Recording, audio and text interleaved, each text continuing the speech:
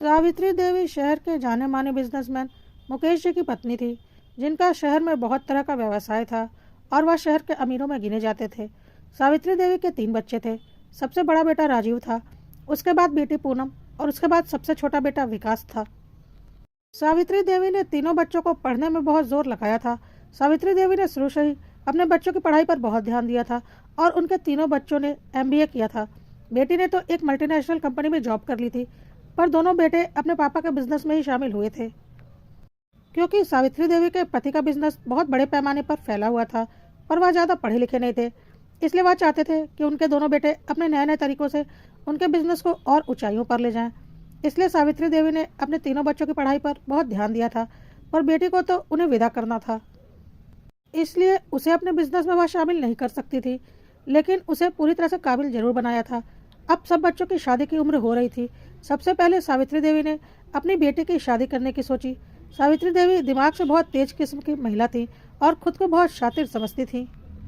उन्होंने अपनी बेटी को बहुत अच्छी शिक्षा दी ही थी।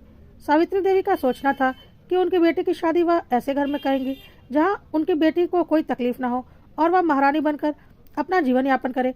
किसी भी तरह का कोई दबाव मेरी बेटी के ऊपर ना हो, इसलिए उन्होंने अपनी बेटी की पढ़ाई लिखाई पर इतना ज़्यादा ध्यान दिया था और वह एक मल्टीनेशनल कंपनी में काम करती थी। सावित्री देवी को पता था कि परिवार के साथ रहने पर सास ससुर और बेटे बहू में विवाद होते ही रहेंगे और मेरी बेटी को मुझे इन सब तकलीफों से दूर रखना है और मैं चाहती हूँ मेरी बेटी एक सुकून की ज़िंदगी जिए।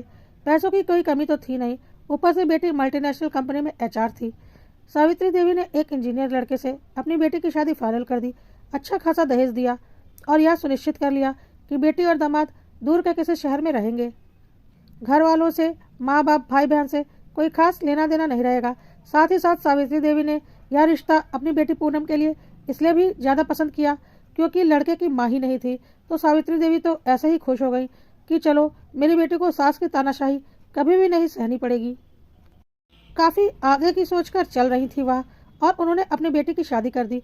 बेटी अपने पति के साथ दूसरे शहर में आराम की जिंदगी बिता रही थी। ससुराल से उसे कोई लेना देना ही नहीं था। ससुराल में सास थी नहीं, 2 जेठ जेठानी थे और ससुर जी थे और सावित्री देवी की बेटी पूनम को किसी से कोई मतलब ही नहीं था। यदि सास होती तो शायद कभी उसे ससुराल में रहना भी पड़ता, पर वह तो उससे भी मुक्त थी।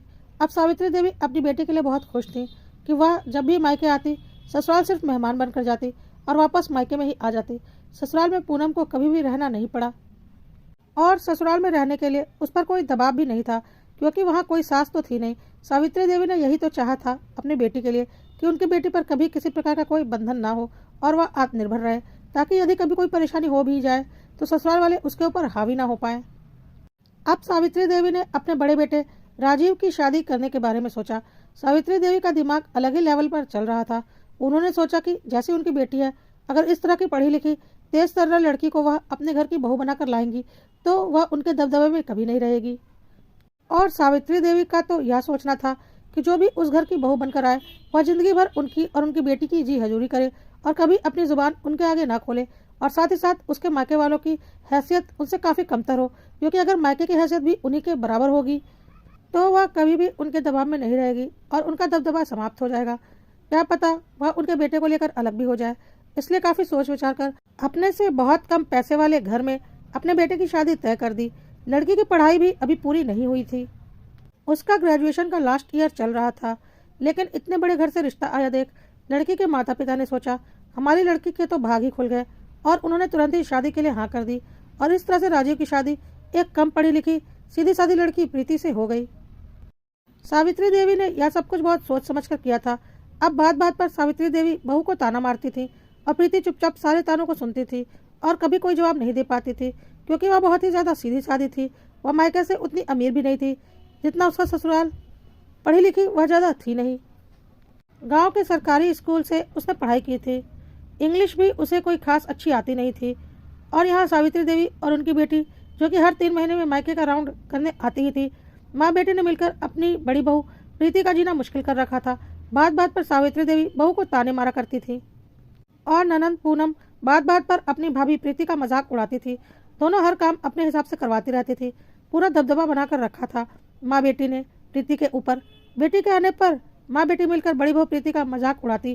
कभी प्रीति की ननंद पूनम प्रीति के कम पढ़े लिखे होने का मजाक उड़ाती, तो कभी प्रीति को इंग्लिश नहीं आती इस बात का मजाक उड़ाती।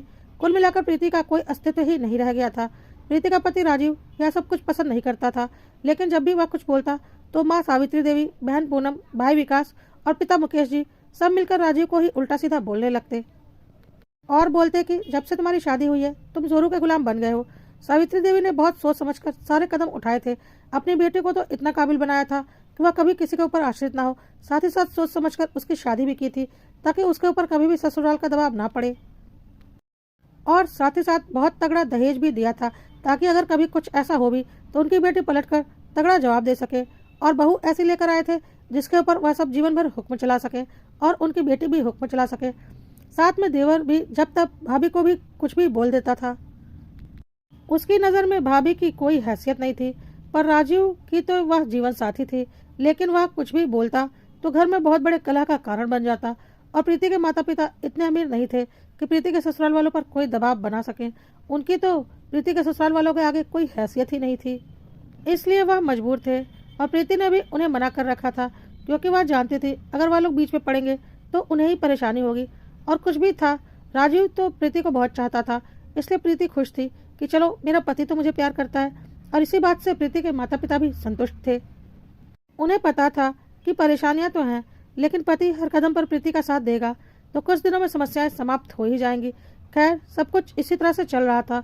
और अब सावित्री देवी के छोटे बेटे विकास की शादी की बात चलने लगी और सावित्री देवी ने अपने दिमाग के घोड़ों को फिर से दौड़ाना शुरू किया और सोचा दूसरी बहू को भी उन्हें इसी हिसाब से लाना पड़ेगा ताकि वह भी उनके काबू में रहे। और जिस तरह से प्रीति को उन्होंने बंधुआ मजदूर बनाकर रखा हुआ है, इसी तरह से छोटी बहू को भी वह बंधुआ मजदूर बनाकर रखेंगी ताकि वह और उनकी बेटी पूरे घर में राज करेंगे। बेटी की भी यही तमन्ना थी कि जब भी वह मायके जाया करे उसकी दोनों भाभियां उसकी सेवा में हाजिर हो जाया करें और उससे कम पढ़ी लिखी ही हो, ताकि बात बात पर वह उनके ऊपर हावी हो सके और उनका मजाक उड़ा सके। लेकिन विकास इतने दिनों में यह सब कुछ देखकर अपनी माँ और बहन की मंशा को तो समझ ही चुका था। वह खुद भी कहीं न कहीं प्रीति का मजाक उड़ाने में शामिल रहता था और अपने भाई के दुख तकलीफ का उसे अंदाजा था। इसलिए उसने सोच लिया था कि यह खेल मैं अपने साथ तो नहीं होने दूंगा।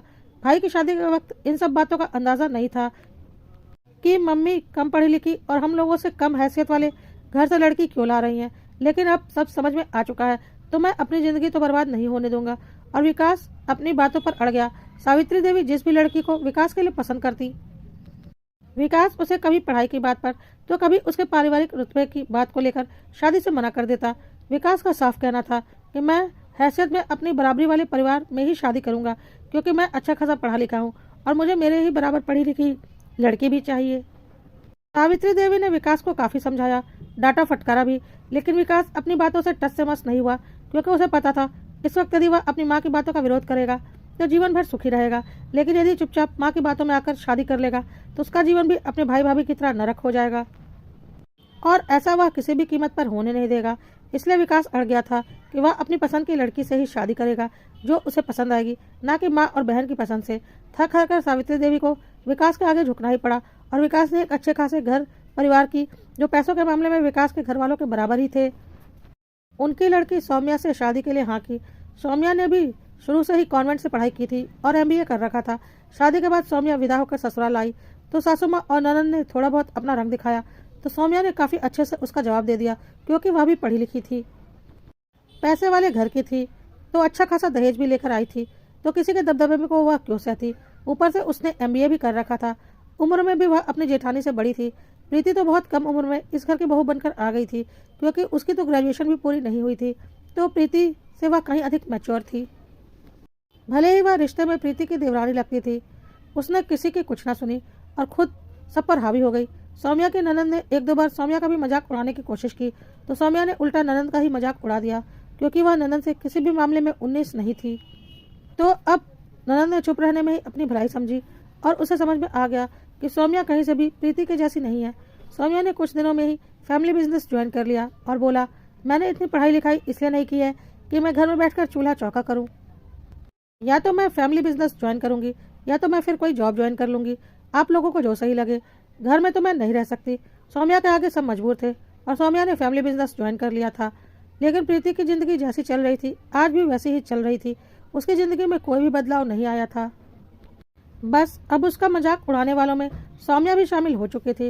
राजीव को बहुत अच्छे से समझ में आ रहा था कि उसकी बीवी घर की नौकरानी से अधिक कुछ नहीं, जो सबका ख्याल रखे, सबके लिए एक पैर पर हाजिर हो और उसके बाद भी उसे कोई सम्मान ना मिले, क्योंकि वह कम पढ़ी लिखी है और उसके मायके वालों की हैसियत उसके घर वालों के बराबर नहीं है और वह कोई दहेज लेकर नहीं आई है। लेकिन राजीव की तो वह पत्नी थी। राजीव तो चाहता था कि उसकी पत्नी को उसके घर में सौम्या के जितना सम्मान मिले, जो कि उसके घर वाले उसे कभी नहीं देते थे। जबकि प्रीति उस घर की बड़ी बहू थी। प्रीति कभी कुछ बोलती नहीं थी क्योंकि वह बहुत ही ज़्यादा सीधी सादी थी, पर राजीव को साफ साफ दिखता था कि प्रीति को बहुत दुख होता था इन सारी हरकतों से। पर प्रीति इतनी सीधी थी कि उसे पता था वह इन लोगों से लड़ नहीं पाएगी, इसलिए चुप ही रहती थी। उनकी शादी को 2 साल बीत चुके थे। राजीव ने सोचा, अगर यही हाल रहा तो कल को जब मेरे बच्चे होंगे तो मेरे बच्चे भी अपनी माँ का कभी सम्मान नहीं करेंगे, क्योंकि इस घर में प्रीति का कोई सम्मान नहीं था। उसका एक नौकर का दर्जा था, जबकि वह इस घर की बड़ी बहू थी। राजीव को अब यह सब कुछ बर्दाश्त नहीं था, क्योंकि घर में हर किसी का एक रुतबा, एक सम्मान था, सिवाय प्रीति के। और यह सब कुछ सावित्री देवी की चालाकियों का फल था, जिसमें राजीव और प्रीति फंस चुके थे। लेकिन अब उनका छोटा बेटा विकास बहुत चालाकी से इस मुसीबत से बच गया था, और अब वह और उसकी बीवी भी प्रीति को अपना नौकर समझते थे। राजीव ने अब एक निर्णय ले लिया था और उसने प्रीति से बोला, प्रीति, अब तुम्हें खुद को के लिए सोचना पड़ेगा और बोलना पड़ेगा, नहीं तो तुम्हारी स्थिति ऐसी ही रहेगी। प्रीति ने बोला, मैं क्या कर सकती हूँ, मैं तो ज़्यादा पढ़ी लिखी भी नहीं हूँ और ना ही मेरे मम्मी पापा इस काबिल हैं कि मैं कुछ दिन मायके में रहकर अपनी पढ़ाई लिखाई पूरी कर सकूँ, क्योंकि मुझे मेरे ससुराल से कोई भी मायके जाकर रहने नहीं देगा। उनके रुतबे पर असर पड़ेगा और ससुराल में तो मैं पढ़ाई जारी रख नहीं सकती। मैं क्या करूं, मेरी कुछ भी समझ में नहीं आता। और हाँ, यह सब कुछ मुझे भी बर्दाश्त नहीं होता। मैं शुरू से ही सरकारी स्कूल में पढ़ी हूँ, तो मैं आप लोगों की तरह इंग्लिश भी नहीं बोल सकती। यही सब वजह है कि हर कोई मेरा मजाक उड़ाता रहता है। राजीव ने बोला, कोई बात नहीं, इंग्लिश नहीं बोल सकती यह कोई मजाक उड़ाने का विषय नहीं है। हम भारत में रहते हैं, तुम हिंदी तो बोल सकती हो ना, लेकिन हाँ, तुम्हें खुद को काबिल बनाना होगा। प्रीति ने बोला, मैं क्या करूँ? राजीव ने बोला, सुनो, तुम इतना अच्छा खाना बनाती हो, तुम इसे अपना बिजनेस क्यों नहीं बनाती? प्रीति ने बोला, कैसे? राजीव ने बोला, तुम अपना रेस्टोरेंट खोलो। प्रीति ने बोला, यह सब कुछ कैसे होगा? राजीव ने बोला, क्यों, तुम मेरी पत्नी हो, मैं करवाऊंगा।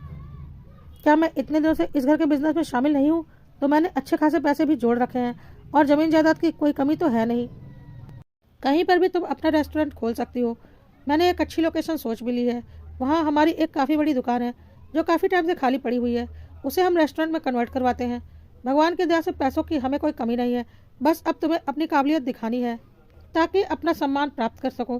प्रीति ने बोला, लेकिन मम्मी जी। राजू ने बोला, वह सब मैं देख लूँगा, और हाँ, खुद के लिए लड़ना सीखो, चुप रहने से कुछ नहीं होगा।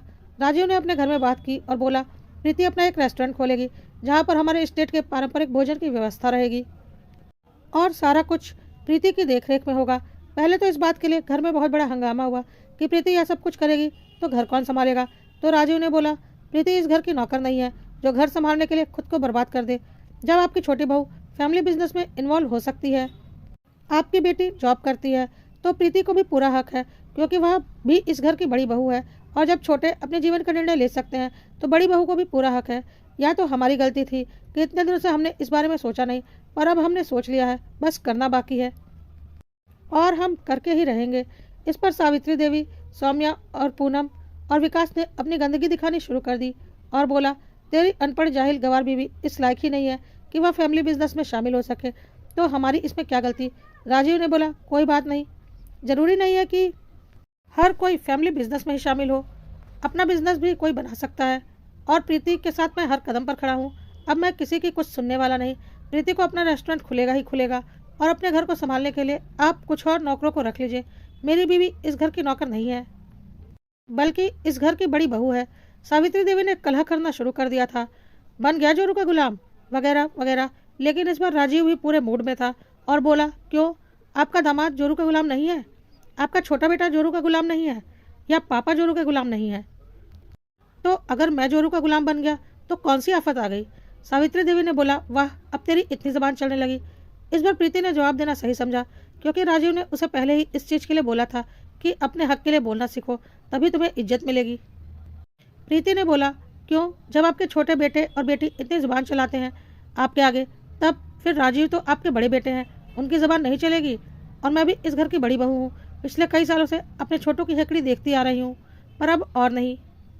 सावित्री देवी, पूनम और सौम्या ने मजाक उड़ाते हुए कहा, भिखारी घर से आई होना तो ससुराल के पैसों पर उड़ना तो बनता ही है। कर लो अपने शौक पूरे, लेकिन तुम्हारी जैसी जाहिल गवार एक रेस्टोरेंट खोलकर उसे चला लेगी, ऐसा कुछ नहीं होने वाला। लेकिन हाँ, यह पता है कि तुम्हारे ससुर जी और ससुराल के कुछ पैसे जरूर डूब जाएंगे। लेकिन कोई बात नहीं, हमारे पास इतना पैसा है कि उतना घाटा तो हम बर्दाश्त कर सकते हैं। प्रीति ने बोला, मैं किसी के हक के पैसे नहीं ले रही हूँ, मैं अपने पति के कमाई के पैसे ले रही हूँ। मेरे पति भी इसी बिजनेस में काम करते हैं, तो यह उनकी मेहनत के पैसे हैं, तो इन पैसों पर मेरा भी बराबर का हक है। अब सबको समझ में आ गया था कि प्रीति और राजीव दोनों के मुंह में अब जबान आ चुकी है और दोनों अब इन लोगों की हेकड़ी बर्दाश्त नहीं करने वाले। कुछ दिनों के बाद प्रीति ने अपना रेस्टोरेंट खोला, जिसमें उस राज्य के सारे पारंपरिक पकवानों का प्रबंध था, जिसकी देखरेख प्रीति स्वयं किया करती थी। और अपनी मदद के लिए उसने कई स्टाफ रख रखे थे। राजीव भी बीच बीच में आकर प्रीति की मदद करता था। सबको पूरी उम्मीद थी कि प्रीति यह सब कुछ नहीं कर पाएगी, लेकिन प्रीति ने दिन रात एक कर दिया और 1 साल के भीतर भीतर उसने अपने रेस्टोरेंट को शहर का जाना माना रेस्टोरेंट बना दिया और धीरे धीरे पूरे शहर में फेमस हो गया। बाहर से आने वाले लोगों को तो प्रीति के रेस्टोरेंट में ही खाना खाना पसंद करते थे, क्योंकि वहाँ घर जैसा खाना मिलता था और हर प्रकार के पारंपरिक पकवान मिलते थे। प्रीति की सफलता देखकर सौम्या, पूनम और सावित्री देवी का मुंह खुला रह गया। सौम्या तो ससुर जी के बिजनेस में ही इन्वॉल्व थी, लेकिन प्रीति ने अपना खुद का बिजनेस खड़ा कर लिया था। पूनम भी जॉब करती थी। पूनम की 1 साल की कमाई के बराबर प्रीति की 1 महीने की कमाई थी। अब प्रीति पूनम और सौम्या से काफी आगे निकल चुकी थी। प्रीति के ससुर जी का कहना था, चलो हम शहर के जाने माने बिजनेसमैन तो पहले से ही थे, अब अपनी बड़ी बहू की बदौलत रेस्टोरेंट के बिजनेस में भी हम शामिल हो चुके हैं और शहर में हमारा नाम हो चुका है, और यह सब कुछ प्रीति की मेहनत की वजह से हुआ है। सौम्या ने तो अपने जमे जमाए बिजनेस में ही हाथ आजमाया, लेकिन प्रीति ने अपना एक नया बिजनेस खड़ा किया रेस्टोरेंट का, जो कि हमारे परिवार में किसी ने नहीं किया था, और उसमें भी सफलता पाई। हम अपने इस बिजनेस को और शहरों में भी खोलेंगे। और प्रीति भी इतने दिनों में काम करते करते काफ़ी तेज हो गई थी।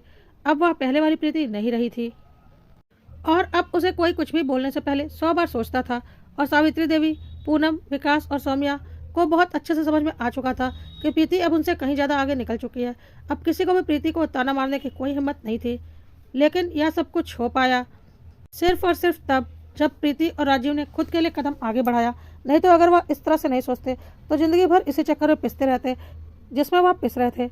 अब प्रीति और राजीव अपना परिवार आगे बढ़ाने की सोच रहे थे, क्योंकि अब राजीव को बहुत अच्छे से पता था कि उसके बच्चे अपनी माँ की पूरी पूरी इज्जत करेंगे।